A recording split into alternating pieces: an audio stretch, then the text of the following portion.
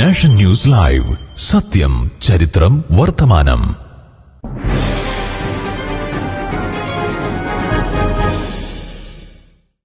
മുതലമട സ്നേഹം charitable trust chairman സ്വാമി സുനിൽ ദാസ് ശിരൂരിൽ മണ്ണിടിഞ്ഞ് കാണാതായ അർജുന്റെ വീട്ടിലെത്തി കുടുംബാംഗങ്ങളെ ആശ്വസിപ്പിച്ചു. കോഴിക്കോട് മൂലാടിക്കുഴി നീലം അമരാവതി വസതിയിൽ നടന്ന പ്രാർത്ഥനയ്ക്കും ശാന്തി കർമ്മങ്ങൾക്കും സ്വാമിജി നേതൃത്വം നൽകി. ഓം നമഃ ശിവായ.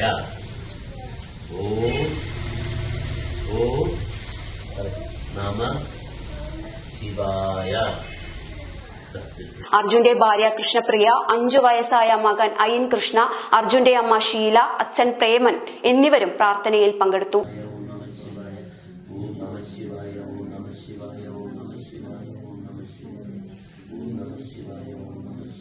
SNDP യോഗം യൂത്ത് മൂവ്മെന്റ് കേന്ദ്ര സമിതി joint secretary Rajesh P Mankavu, Chelannur SN college professor Vishnu Sagar എന്നിവരും സ്വാമിക്കൊപ്പം ഉണ്ടായിരുന്നു.